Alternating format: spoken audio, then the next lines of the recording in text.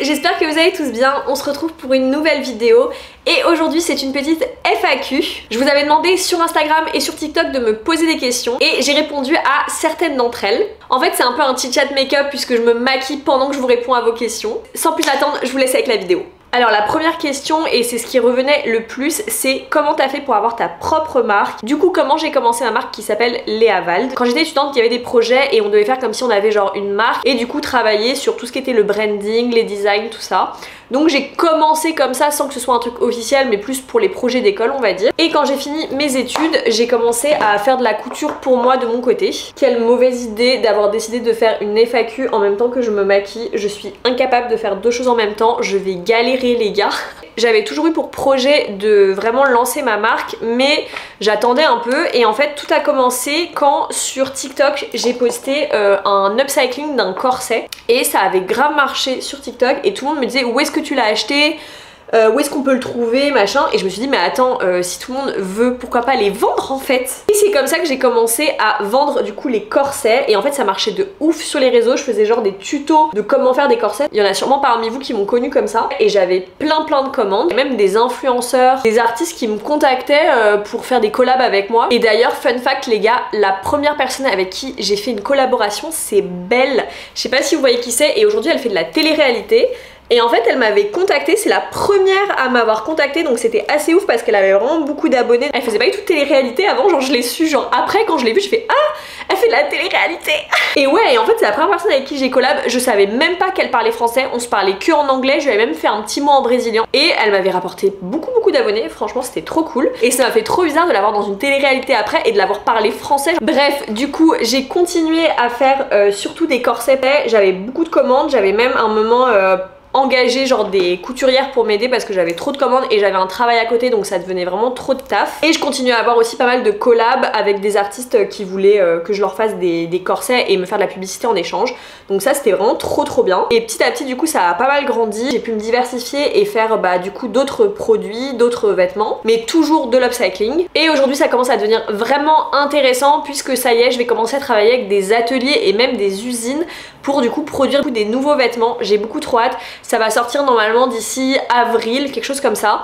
Donc là ça prend un tournant et en plus j'ai envie de faire des choses un peu plus haut de gamme. Donc voilà. Question suivante, quelles sont les études que j'ai fait? Alors déjà j'ai fait un bac ES. Bon je sais que ça, il n'y a plus des bacs comme ça maintenant mais voilà. Et ensuite j'ai fait une prépa en art appliqué. C'était aux ateliers de Sèvres à Paris du coup. Je recommande pas forcément l'atelier de Sèvres pour les personnes qui veulent faire de la mode. Je pense que c'est pas du tout une école qui est adaptée pour ça. Moi j'en ai pas eu une très bonne expérience franchement parce que moi mon objectif c'était vraiment d'aller à Londres. Genre depuis que je sais que je veux faire de la mode, mon objectif c'était je veux aller à Londres. Genre j'avais repéré St. Martin's l'école, je voulais trop y aller, c'était vraiment mon objectif. Et du coup j'ai postulé à toutes les écoles de Londres. Donc j'ai postulé à St. Martin's, London College of Fashion, Westminster, enfin vraiment toutes les écoles de mode qui existent.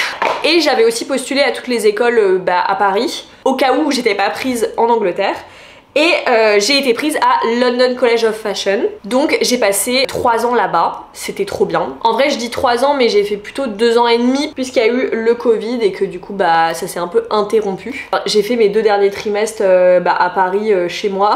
Donc c'était un peu nul et d'ailleurs j'étais un peu dégoûtée parce que souvent la dernière année c'est ce qu'il y a de plus intéressant. On fait une dernière collection, des fois il y a des défilés, enfin c'est trop sympa. Et moi j'ai rien fait du tout parce que il y avait le Covid et tout était digital du coup pour le dernier trimestre. Donc j'étais un peu deg de cette dernière année mais la vie à Londres et tout, enfin même l'école, j'ai trop aimé. Mais dites-moi si vous voulez une vidéo un peu plus approfondie sur mes études, ça pourrait être grave intéressant que je vous fasse ça, sur des conseils et mon expérience. Question suivante, tu kiffes toujours le rose? Je crois que ça se voit, oui c'est toujours ma couleur favorite. Quand je me mets en rose, quand je vois du rose je suis heureuse, genre c'est vraiment ma happy color. Question suivante, comment tu fais pour trouver de beaux vêtements sur Vinted? Et écoute, ça tombe bien puisque juste après cette vidéo je vous filme une vidéo sur comment trouver des vêtements sur Vinted. Je vais vous faire genre une liste de marques à chercher sur Vinted en fonction de ce que vous voulez, genre si vous voulez des baggies, des petits sacs années 2000, enfin je vais vous faire toute une liste comme ça pour vous aider. et elle sortira du coup sûrement la semaine prochaine. Comment as-tu commencé les réseaux sociaux? En vrai, j'ai toujours kiffé être sur les réseaux sociaux. Déjà lycée, je postais pas mal de photos, mais j'étais pas... genre j'avais pas d'abonnés hein, clairement. Et ensuite quand j'avais genre 18-19 ans, j'étais passionnée moi de make-up effets spéciaux. Je vous mettrai des photos de toute façon, genre les make-up gore et tout, et du coup je faisais plein de photos et je les postais sur Insta. Genre vraiment mon but c'était de devenir influenceuse make-up. Ça n'a clairement pas marché. J'avais même fait une chaîne YouTube où je faisais que du make-up. En fait j'avais commencé parce que, je sais pas si vous connaissez ou si vous vous souvenez des NYX, je sais pas si ça existe encore, les NYX Face Awards. C'est genre un concours de maquillage et en fait je participais. Bon, j'ai jamais gagné, j'ai jamais été sélectionnée même. Mais du coup pour participer, il fallait poster une vidéo sur YouTube. Du coup je postais des vidéos et en fait comme j'avais trop aimé faire ça, j'ai continué à poster des vidéos sur YouTube. Bon ça n'a jamais marché mais je kiffais faire ça. Et pareil je continuais sur Instagram à poster mais vraiment genre j'avais, je devais avoir 700 abonnés quoi. Genre vraiment c'était pas la folie quoi. Bon attendez, je fais mon liner et je vous reprends après parce que vraiment je vais être incapable de vous parler pendant que je fais mon liner. Me voilà de retour avec mon liner fait. Du coup on parlait de quoi? J'ai oublié c'était quoi là. J'ai oublié de quoi on parlait. Les réseaux sociaux, c'est ça. Ensuite, il y a eu l'arrivée de TikTok. Moi, j'étais en Angleterre à ce moment-là. Et il faut savoir que en Angleterre, c'était méga populaire TikTok. Parce que je sais qu'à ce moment-là, TikTok, c'était un peu la honte d'être dessus. C'était vraiment un truc pour les plus jeunes. Et quand t'avais déjà 20 ans, c'était un peu la honte d'être sur TikTok en France. Enfin, je me souviens qu'on se moquait un peu de moi. Mais en Angleterre, c'était méga populaire. Moi, je faisais même du cheerleading et notre équipe, on faisait tout le temps des TikTok ensemble. Enfin, vraiment, c'était populaire de faire TikTok, quoi. Et je me souviens, la première vidéo que j'ai postée, c'était une vidéo de make-up, du coup, comme je vous expliquais. Et ça avait trop marché d'un coup. Genre, je crois que j'avais eu 500 000 vues dès la première vidéo, donc c'était fou. C'était un truc de ouf quoi, je me suis dit ah mais attendez je peux être famous sur TikTok. Et ensuite bah il y a eu les confinements et comme tout le monde bah je me suis mis à fond dessus. Et petit à petit je faisais du make-up, j'ai un peu arrêté de faire du make-up parce que je me faisais genre strike mes vidéos et je me faisais bannir toutes les 3 secondes. Parce que vu que c'était du maquillage avec du sang, avec des coupures et tout, je pense que TikTok ils avaient pas kiffé. Et du coup j'ai arrêté de faire ça parce que bah, dès que je postais la vidéo était supprimée, donc c'était super pénible. Et petit à petit j'ai commencé à faire de la couture, de la mode et ça a pris comme ça. Ma première vidéo qui a vraiment grave marché c'était la vidéo où je faisais un tuto d'un corset. Je me suis foutu du mascara partout.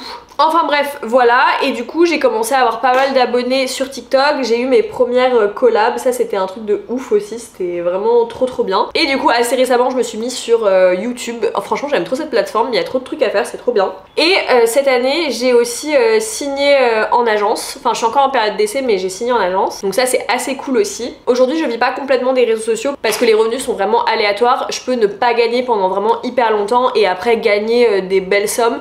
Donc c'est vraiment irrégulier, mais c'est vraiment un truc que je kiffe, donc j'ai vraiment envie de continuer.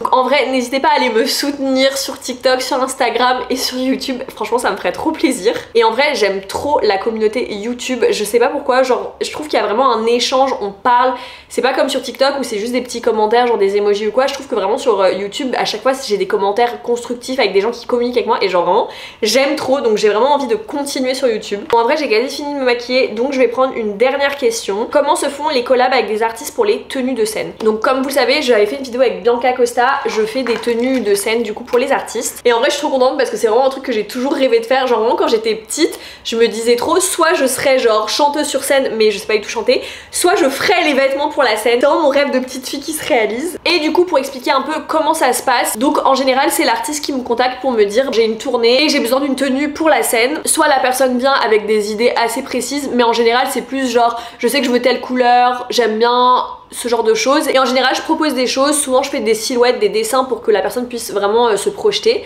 Et après je fais la couture. Et voilà, si vous allez sur l'Instagram de ma marque, vous avez pu voir qu'il y a d'autres artistes qui ont porté des vêtements. Et là dans ces cas-là, c'est pas forcément des vêtements que je fais exprès pour eux, c'est plus des prêts. En fait c'est les stylistes des artistes souvent qui me contactent et qui me disent hello, est-ce que tu peux nous prêter des vêtements pour tel show, pour telle émission de télé, machin. Et en général du coup bah j'envoie un colis de vêtements avec les vêtements que le styliste a sélectionnés. Et en fait après les vêtements me reviennent. Bon après je vous raconte pas toutes les galères que j'ai avec les stylistes. Il y a des stylistes plus sympas que d'autres et il y en a, c'est un peu compliqué pour récupérer les vêtements on va dire. Mais ouais ça c'est un peu les dessous du milieu. Mais je peux vous dire qu'il y a franchement des galères. Et des fois j'aimerais tellement vous parler de ce qui se passe vraiment derrière, des galères qu'il y a. Mais bon on va pas se mettre des gens à dos donc voilà.